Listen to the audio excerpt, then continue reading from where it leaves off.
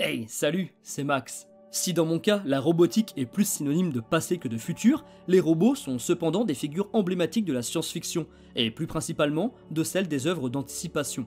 Véritable fantasme de l'homme lorsqu'il est question d'avancées technologiques futures, au moins au niveau de celui des voitures volantes, les automates visent bien souvent à remplacer l'homme, ou au moins à lui survivre. La création qui dépasse son créateur. Mais si pour une fois, on nous racontait une histoire au trajet inverse, l'homme ne serait alors qu'à sa forme primaire, et ce seraient les robots, à leur en quête d'existence, de prendre soin de celui-ci, afin de le faire évoluer pour peut-être être la génération suivante. Eh bien, c'est plus ou moins ce que raconte l'un de mes plus gros coups de cœur du moment. J'ai nommé Bots.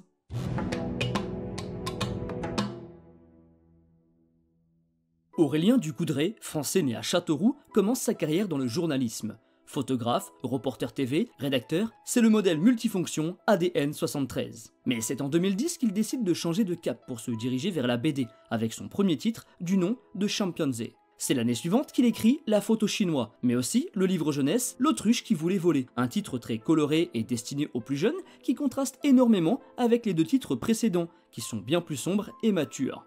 Cependant, il y a quelque chose qui est commun aux trois œuvres, c'est le sérieux journalistique de notre auteur. Il fait toujours preuve d'un gros travail de recherche et de documentation dans le but de dénoncer les problèmes de notre monde, et ou d'informer les lecteurs. Que ce soit pour raconter l'histoire cachée du premier champion du monde de boxe français, ou pour faire découvrir l'autruche à nos bambins.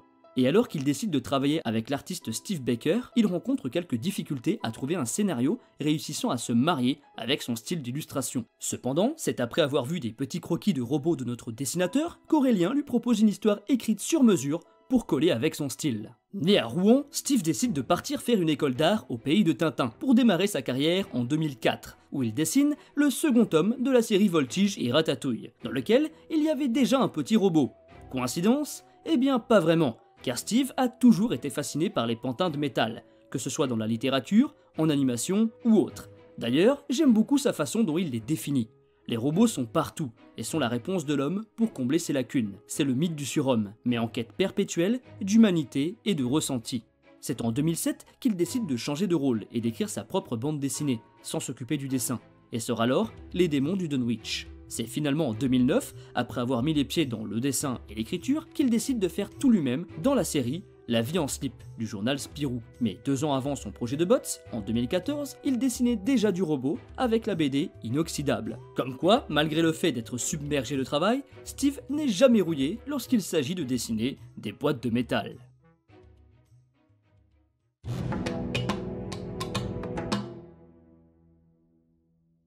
Que ce soit par sa forme, son découpage et son visuel, Bots ressemble beaucoup aux comics américains, et c'est tout à fait normal, puisque son créateur a décidé de chapitrer sa BD par petites parties, d'environ 8 à 10 pages. De plus, Steve Baker, l'illustrateur, s'est grandement inspiré des comics qu'il lisait et appréciait pour illustrer cette belle histoire de robot, avec un découpage, des postures et des scènes d'action à l'américaine. De la sorte, Aurélien nous offre un récit très généreux, et réussissant à chaque fois à surprendre le lecteur.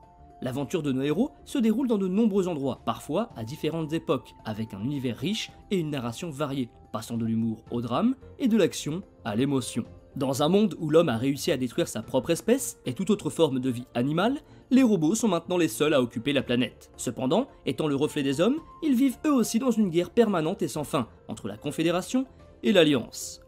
On fait alors la rencontre de 2 robots, Ripper et Warhol. Le premier, petit et malin, est un mécano, assigné à un robot de guerre afin de le réparer en cas de problème.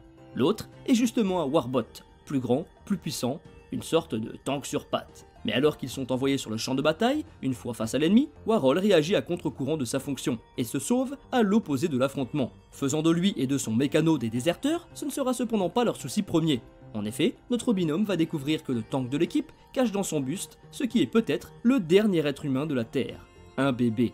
Nos 2 compagnons, ne connaissant absolument pas l'existence de l'homme, sont cependant bien décidés à protéger ce dernier, et vont alors vivre pas mal d'aventures rocambolesques lors de leur quête de réponse concernant cette petite chose fragile, laborieuse, mais terriblement attachante. Étant papa pour la première fois depuis quelques mois, je vous laisse imaginer à quel point j'ai pu être impacté sentimentalement par ce récit. Comparable, à moindre mesure évidemment, à l'arrivée d'un petit dans votre vie, ce comics saura vous toucher en plein cœur, avec tout un tas d'émotions et de sentiments pour lesquels vous n'étiez pas prêt. Didi. Oh papa. Ah, mais qu'est-ce que c'est que ce truc? Zou. Mais je voulais juste donner mon avis moi en fait.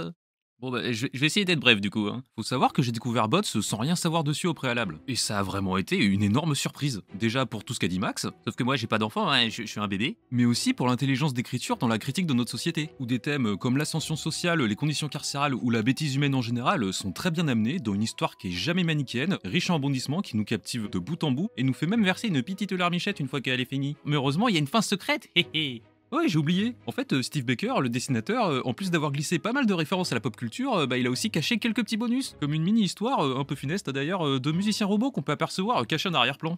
Maintenant, Max, tu veux bien me changer, s'il te plaît? Ça pue. Que vous soyez parent ou non, il vous faut absolument ce beau bébé dans votre bibliothèque. Disponible en 3 tomes ou plus récemment dans une version intégrale chez Ankama avec 256 pages pour le prix d'une boîte de lait en poudre, vous n'avez aucune excuse pour passer à côté d'un chef-d'œuvre pareil. Et bien voilà, j'espère que cette vidéo vous aura plu. Merci à Robocan pour sa petite participation, ça fait toujours plaisir de partager ses lectures préférées avec les autres. Si vous souhaitez soutenir mon travail, n'hésitez pas à perdre quelques secondes pour liker, commenter et partager la vidéo. Et si vous en avez les moyens et si le cœur vous en dit, vous pouvez même aussi me soutenir financièrement sur Utip. Sur ce, je vous dis merci encore et à très bientôt.